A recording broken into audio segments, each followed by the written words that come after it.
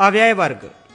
अग्निदेव कहते हैं, वशिष्ठ जी, आंग अव्यय ईशत स्वल्प अभिव्याप्ति तथा मर्यादा सीमा अर्थ में प्रयुक्त होता है। साथ ही धातु से उसका संयोग होने पर जो विभिन्न अर्थ प्रकाशित होते हैं, उन सभी अर्थों में उसका प्रयोग समझना चाहिए। आ प्रग्रह्य संज्ञक अव्यय है। इसका वाक्य और स्मरण अर्थ में प्रयोग होता है। आह अव्यय कोप और पीड़ा का भाव द्योतित करने के लिए प्रयुक्त होता है।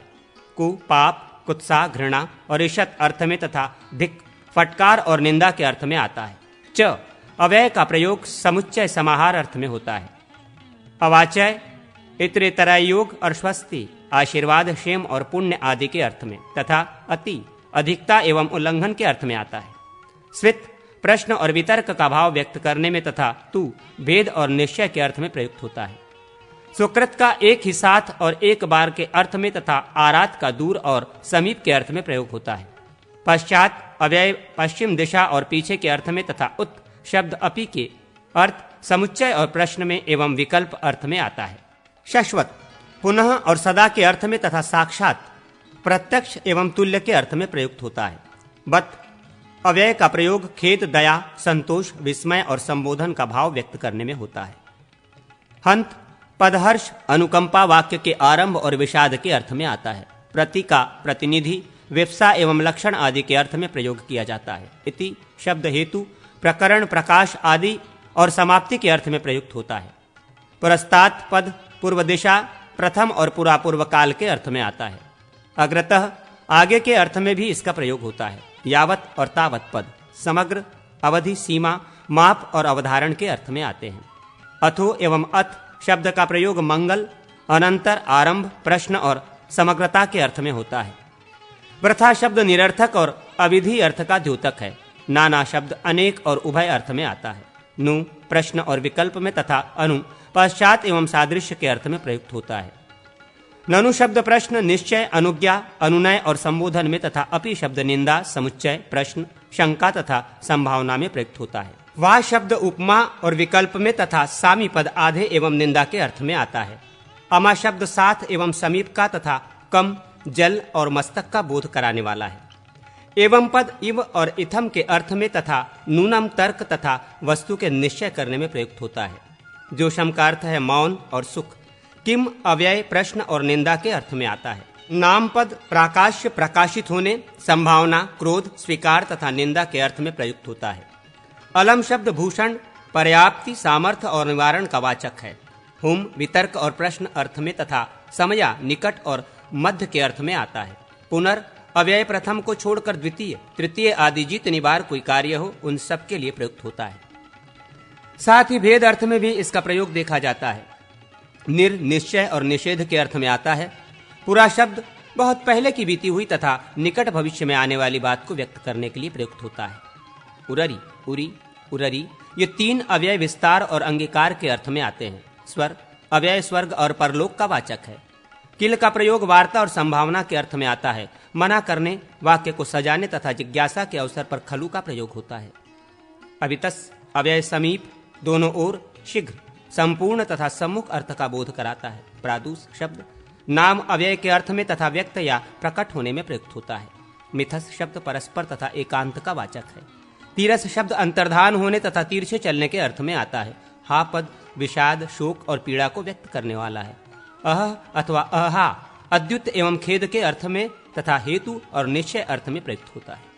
चिराय, चिररात्राय और चिरस्य इत्यादि अव्यय चिरकाल के बोधक हैं। मुहुः पुनः पुनः, शाश्वत, अभीक्षण और असकृत ये सभी अव्यय समान अर्थ के वाचक हैं। इन सबका बारंबार के अर्थ में प्रयोग होता है।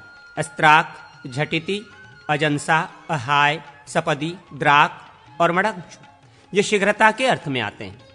बलवत और सुष्टु ये दोनों शब्द अतिशय और शोभन के अर्थ के वाचक हैं। किमुत, किम और किम्भूत ये विकल्प का बोध कराने वाले हैं। तू, ही, च, स्म, ह, वय ये पादपूर्ति के लिए प्रयुक्त होते हैं। अति का प्रयोग पूजन के अर्थ में भी आता है। दिवा शब्द दिन का वाचक है तथा दोषा और नक्तम शब्द रात्रि के अर्थ में आते हैं। साची और तिरस पद तिर्यक, तिरछे अर्थ में प्रयुक्त होते हैं। प्लांट, पाठ, अंग, ए, है, भो ये सभी शब्द संबोधन के अर्थ में आते हैं।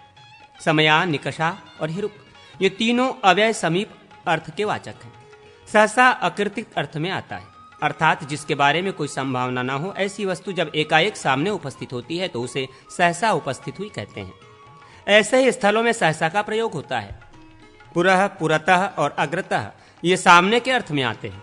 स्वाहा पद देवताओं को हविष्य अर्पण करने के अर्थ में आता है। श्रौष्ट और वौषट का भी यही अर्थ है। वषट शब्द इंद्र का और स्वधा शब्द पितरों का भाग अर्पण करने के लिए प्रयुक्त होता है। किंचित, ईशत और मनाक ये अल्प अर्थ के वाचक हैं। प्रेत्य और अमूत्र ये दोनों जन्मांतर के अर्थ में आते हैं। यथा और तथा समता के एवं अहो और हो ये आश्चर्य के बोधक हैं। तुष्णीम और तुष्कणीम और तुष्णिकम पद मौन अर्थ में, सद्यः और सपदी शब्द तत्काल अर्थ में, दिष्ट्या और समुजोषम ये आनंद अर्थ में तथा अंतरा शब्द भीतर के अर्थ में आता है। अंतरेण पद भी मध्य अर्थ का वाचक है। प्रसह्य शब्द हट का बोध कराने वाला है। सांप्रतम और स्थानीय शब्द उचित के अर्थ में तथा अभीक्षणम और शश्वत पद सर्वदा निरंतर के अर्थ में प्रयुक्त होते हैं। नहीं, अ, नो और न ये अभाव और अर्थ के बोधक हैं। मास्म, माँ और अलम इनका निषेध के अर्थ में प्रयोग होता है। चेत और यदि पद दूसरा पद उपस्थित करने के लिए प्रयुक्त होते हैं तथा अद्धा और अंजसा ये दोनों पद वास्तव के अर्थ में आते हैं। प्रादुस और आवीर इनका अर्थ है प्रकट होना।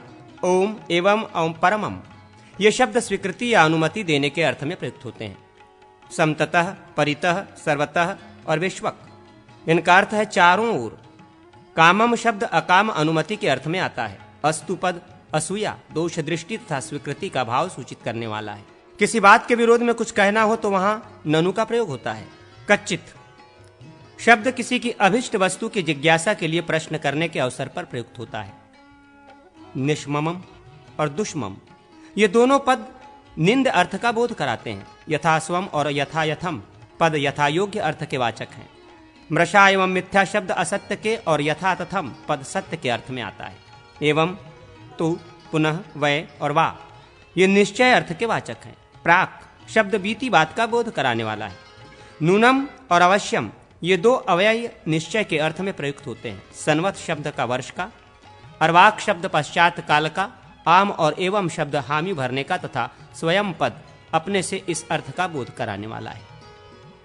निचैस अल्प अर्थ में, उच्चैस महान अर्थ में, प्रायस बाहुल्य अर्थ में तथा शनैस मंद अर्थ में आता है। सना शब्द नित्य का, बैस शब्द बाह्य का, स्नम शब्द भूतकाल का, अस्तम शब्द अदृश्य होने का, अस्ति शब्द सत्ता का, उ क्रोध भरी उक्ति का तथा अपि शब्द प्रश्न तथा अनुनय का बोधक है। तर्क का, उषा रात्रि के अंत का, नमस प्रणाम का, अंक पुनः अर्थ का, दुष्टु निंदा का तथा सुष्टु शब्द प्रशंसा का वाचक है। सायं शब्द संध्या काल का, प्रगे और प्रातः शब्द प्रभात काल का, निकषा शब्द समीप का, एशम शब्द वर्तमान वर्ष का, परुत शब्द गत वर्ष का और परारी शब्द उससे भी पहले के गत वर्ष का बोध कराने वाला है। आज के दिन इस अर्थ में अद्य प्रयोग देखा जाता है। पूर्व, उत्तर, अपर, अधर, अन्य, अनंतर और इतर शब्द से पूर्वे ही, पहले दिन आदि के अर्थ में पूर्वेदुः आदि अव्यय पद निष्पन्न होते हैं। उभयद्यु और उभयद्यु ये दोनों दिन के अर्थ में आते हैं। परस्मिन् हनि दूसरे दिन के अर्थ में, परधेवी का प्रयोग होता है। ह्रास बीते हुए दिन के अर्थ में, श्वस आगामी दिन के अर्थ में तथा परशस्व शब्द उसके बाद आने वाले दिन के अर्थ में प्रयुक्त होता है। तदा तदानीम शब्द तस्मीन काले उस समय के अर्थ में आते हैं। युगपत और एकदा का अर्थ है एक ही समय में। सर्वदा और सदा ये हमेशा के अर्थ में आते हैं। इतर ही, संप्रति, इदानीम, अधुना तथा सांप्रतम इन पदों का प्रयोग इस समय के अर्थ में होता है।